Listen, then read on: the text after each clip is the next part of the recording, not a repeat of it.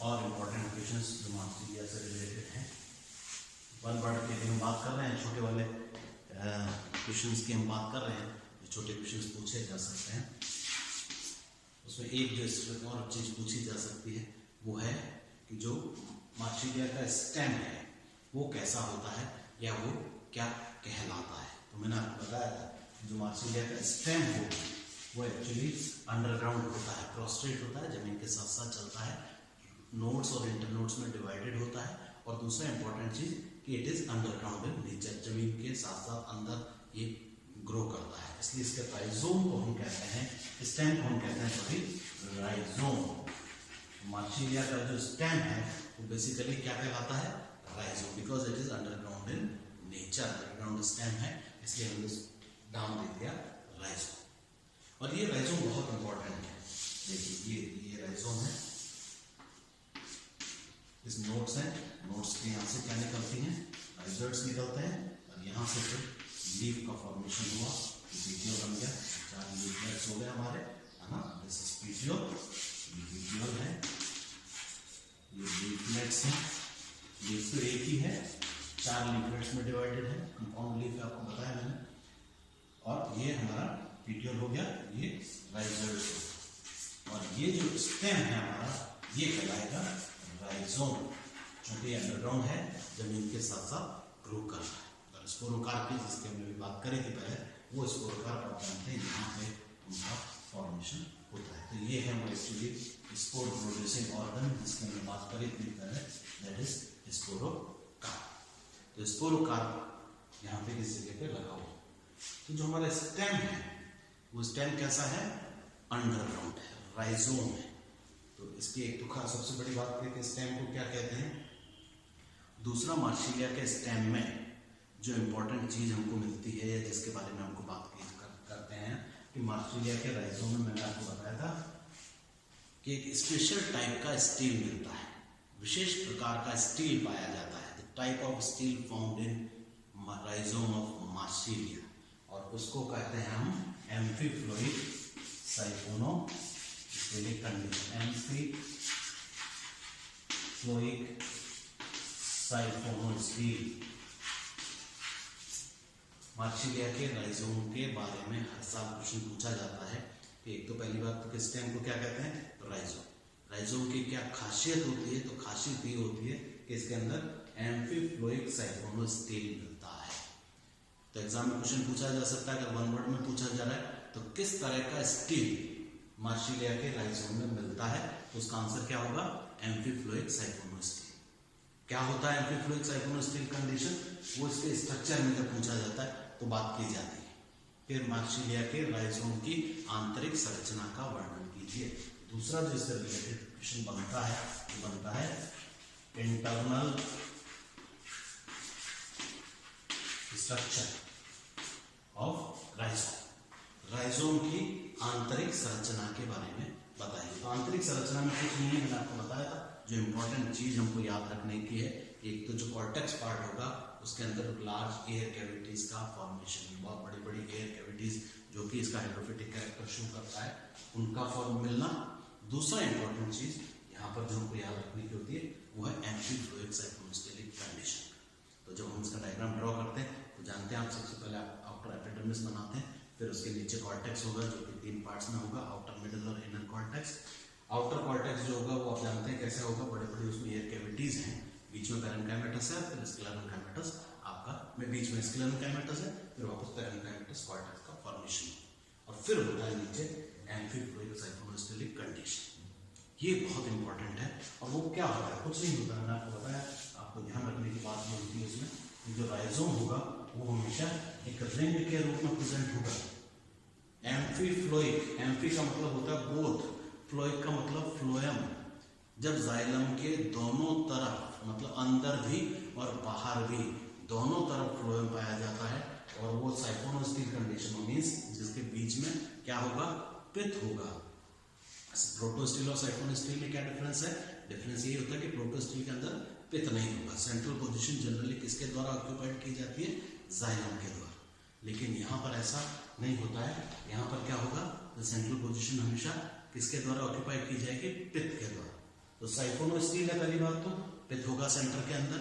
और दूसरा इंपॉर्टेंट चीज कि एम्फीफ्लोएम है, मींस जाइलम के दोनों तरफ फ्लोएम है। आप देखेंगे जाइलम के बाहर, ये देखिए ये बाहर फ्लोएम, और ये देखिए ये अंदर की तरफ। ये डायग्राम हमको ड्रॉ करना है, मैंने आपको बताया था जब हमने बात करी थी, मैंने आपको डायग्राम ड्रॉ करके दिखाया। बाहर भी फ्लोएम, अंदर भी फ्लोएम। अब फ्लोएम के ऊपर हमेशा क्या होती है, पेरिसाइकल। ये देखिए ये पेरिसाइकल, और पेरिसाइकल के ऊपर क्या होगी आपकी एंडोडर्मिस। तो एंडोडर्मिस क्या है, एंडोडर्मिस वो लेयर है जो कॉर्टेक्स को और स्टील को एक दूसरे से अलग करती है, दोनों को अलग अलग करने का काम करती है। तो दिस इज एंडोडर्मिस, ये हो गया एंडोडर्मिस। ये है pericycle, this is pericycle. Endodermis के जस्ट नीचे होती है जो आउटरमोस्ट लेयर है स्टील की। स्टील शुरू होती है पेरिसाइकल से, पेरिसाइकल, फ्लोएम, जाइलम, और फिर बीच में पिथ। यही होता है साइफोनोस्टील में जब हम बात करते हैं। अब पेरिसाइकल है, पेरिसाइकल के नीचे ये देखिए ये रहा हमारा फ्लोएम, और बीच में क्या है, ये जाइलम की जो है ये रिंग है, दिस इज जाइलम। अब अंदर बढ़ेंगे तो क्या होगा, फिर हमको फ्लोएम दिखाई देगा। यहाँ पर जब आप अंदर जाएंगे तो आपको फिर फ्लोएम नजर आएगा। ये देखिए दिस इज अगेन फ्लोएम। अब फ्लोएम है तो मैंने बताया फ्लोएम के ऊपर हमेशा क्या होता है, पेरिसाइकल। तो यहाँ पर एक और लेयर होती है अंदर की तरफ भी, दिस इज अगेन पेरिसाइकल। और पेरिसाइकल है तो उसको कवर करके कौन रखता है, एंडोडर्मिस। तो ये देखिए यहाँ पर आपको फिर एंडोडर्मिस दिखाई देगी इस तरह से, लाइक दिस। और ये सेंट्रल पोजीशन पे है, यहाँ पे क्या होगा, पिथ। सेंटर में हमेशा कौन प्रेजेंट होता है, पिथ होता है, तभी साइफोनोस्टील है। तो अब अंदर की तरफ आप जैसे गए आपको फिर फ्लोएम नजर आया, फिर पेरिसाइकल दिखी, फिर एंडोडर्मिस दिखी। तो अब क्या करेंगे, चूंकि हमारे पास देखिए दो फ्लोएम है, दो पेरिसाइकल है, दो एंडोडर्मिस की लेयर है, तो अब इसकी जो मार्किंग हम करेंगे वो ऐसे करेंगे कि इसको कहेंगे आउटर एंडोडर्मिस, ये कहलाएगी आउटर पेरिसाइकल, ये कहलाएगा आउटर फ्लोएम। आउटर मीन्स जो जाइलम के बाहर है, जाइलम के बाहर जो भी है सारा आउटर। तो outer phloem, outer pericycle, outer endodermis. फिर आ गया जाइलम, ये देखिए ये है जाइलम। अब जाइलम से अंदर की तरफ जब जाएंगे तो क्या दिखेगा, इनर फ्लोएम। सबसे पहले हमको दिखाई देगा इनर फ्लोएम। उसके आप नीचे जाएंगे तो क्या दिखेगा, ये आपको दिखेगी इनर पेरिसाइकल, इनर पेरिसाइकल परिरम, जिसको हम कहते हैं आंतरिक परिरम, अंदर वाला, अंदर की तरफ जो है, जो जाइलम के रिंग के अंदर है, टुवर्ड्स पिथ जो मिलती है। और ये देखिए ये इनर एंडोडर्मिस, इनर एंडोडर्मिस, ये देखिए, और फिर बीच में पिथ तो है। तो ये बहुत इंपॉर्टेंट है, एग्जाम में हर साल इसके बारे में इनवेरिएबली क्वेश्चन पूछा जाता है राइजोम के बारे में। क्योंकि राइजोम इंपॉर्टेंट इसलिए है, एक तो क्वेश्चन बनता है वन वर्ड आंसर का, जब बनता है तो उसमें पूछा जाता है राइजोम के अंदर जो टाइप ऑफ स्टील है वो कैसा होता है, स्टील कैसा मिलता है। तो स्टील में हमको याद रखना कैसा है, एम्फीफ्लोइक साइफोनोस्टेलिक कंडीशन होती है। तो एग्जाम में दूसरा ही पूछा जा सकता है, डिफाइन एम्फीफ्लोइक साइफोनोस्टेलिक कंडीशन। तो एम्फीफ्लोइक साइफोनोस्टेलिक कंडीशन का क्या मतलब, ऐसा साइफोनोस्टील, ऐसा स्टील जिसके अंदर पिथ है और जिसमें जाइलम के दोनों तरफ फ्लोएम प्रेजेंट होता है, आउटर भी और बाहर भी, अंदर भी, outer and inner both sides जब फ्लोएम प्रेजेंट होता है उसको हम कहते हैं एम्फीफ्लोइक साइफोनोस्टेलिक कंडीशन। और दूसरा इंपॉर्टेंट क्या क्वेश्चन बनता है, जो सेकंड पार्ट में आता है, हमारा अगली पार्ट है, इसमें 50 वर्ड्स का हम आंसर लिखते हैं कि जो आंतरिक संरचना है वो बताइए राइजोम की। तो आंतरिक संरचना जब बताएंगे तो आपको आपका कॉर्टेक्स वो सब बनाना ही है, एपिडर्मिस वगैरह। जब अंदर आप जाएंगे स्टील के बाद जब आप बात करेंगे तो हमको क्या बनाना है आंतरिक संरचना में, ये चीज बनानी है। और ये बहुत इंपॉर्टेंट है, ये डायग्राम हमको बताना है ताकि इसमें एम्फीफ्लोइक साइफोनोस्टेलिक कंडीशन बिल्कुल क्लियर हो। Outer endodermis, outer pericycle, outer phloem, और फिर उसके बाद जाइलम। जाइलम हमेशा एक ही होगा क्योंकि जाइलम एक रिंग के रूप में यहाँ पर प्रेजेंट है। फिर अंदर की तरफ जब जाते हैं तो लेबलिंग किस तरह से होगी, पहले inner phloem, inner pericycle, inner endodermis, and then बीच में जाके होगा पिथ। तो एंडोडर्मिस वैसे पार्ट नहीं होता आप जानते हैं, लेकिन ये देखिए इनर एंडोडर्मिस अंदर है स्टील के अंदर, यहाँ पर ये प्रेजेंट है। तो एक स्पेशल टाइप है साइफोनोस्टील की, और ये चूंकि स्पेशल टाइप है तो इसके बारे में एग्जाम में पूछा जाता है। और जो डायग्राम बनाएंगे तो इस तरह से से बाहर को बना दूंगी। ये एपिडर्मिस हो गई, इसको हम कहेंगे एपिडर्मिस, और ये कॉर्टेक्स होगा। और कॉर्टेक्स में आप जानते हैं क्या होती है, बड़ी बड़ी एयर कैविटीज की प्रेजेंस। यहाँ पर बड़ी बड़ी एयर कैविटीज आपको दिखाई दे, एयर चैम्बर्स दिखाई दे। तो ये डायग्राम हमको एग्जाम में ड्रॉ करना होता है, लेबल करना होता है। वेल लेबल डायग्राम होना चाहिए, तभी उसका जो होता है, आप लेबलिंग जब करेंगे तो हमेशा क्या ध्यान रखना है, एक तरफ करेंगे या तो आइदर दिस साइड और दिस साइड, और या दोनों तरफ कर सकते हैं, क्योंकि इसमें ज्यादा है तो दोनों तरफ अच्छे से आप उसको लेबल करें। पहले जाइलम को कर दीजिए ताकि जाइलम से आसानी हो जाए। फिर बाहर चलिए, बाहर जब जाएंगे तो outer phloem, outer pericycle, outer endodermis, और अंदर जाएंगे तो inner phloem, inner pericycle, inner endodermis, और आपको सेंटर में फिर तो हमको बताना ही बताना होता है। तो ये बहुत इंपॉर्टेंट चीज है जो हमको याद रखनी है आंतरिक संरचना की जब हम बात करते हैं। और एक इंपॉर्टेंट चीज और है जो हमको याद रखनी है, और वो है स्पीटियोल का स्ट्रक्चर। जो एक क्वेश्चन पूछा जाता है, इंटरनल स्ट्रक्चर बताइए इसका,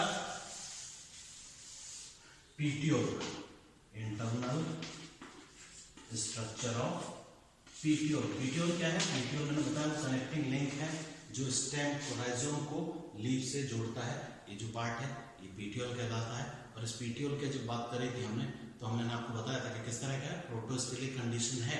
लेकिन जो इंपॉर्टेंट चीज क्या याद रखनी थी, मैंने आपको बताया था कि दो उल्टे चांद, ये देखिए आपस में एक दूसरे से मिलते हुए, ये दो स्ट्रैंड्स हैं जाइलम के जो इन्वर्टेड हैं और एक दूसरे के सेंटर से पास में आते हैं, फिर वापस नीचे से एक दूसरे से अलग हो जाते हैं, बाहर की तरफ निकल आते हैं। तो ये जो डायग्राम था इसमें डायार्क और एक्सार्क कंडीशन थी। किसमें? जाइलम की क्या कंडीशन है? डायार्क एंड एक्सार्क। दो स्ट्रैंड्स हैं जाइलम के। पहली बात तो जैसे दो उल्टे सी आपस में लगे हुए होते हैं, पीठ से मिला के एक दूसरे के आसपास हो, और उसमें भी डायार्क और एक्सार्क कंडीशन। बीच में आपका क्या होगा? मेटाजाइलम होगा यहाँ पर, और बाहर की तरफ प्रोटोजाइलम की आर्च होंगी इस तरह से। तो डायार्क और एक्सार्क कंडीशन जो होगी वो मिलेगी। तो जो इम्पोर्टेंट क्वेश्चंस हैं वो हम डिस्कस कर चुके हैं, और इससे आगे के जो और क्वेश्चंस हैं, इससे रिलेटेड और क्वेश्चंस हैं, उनको बात करेंगे अगले असाइनमेंट।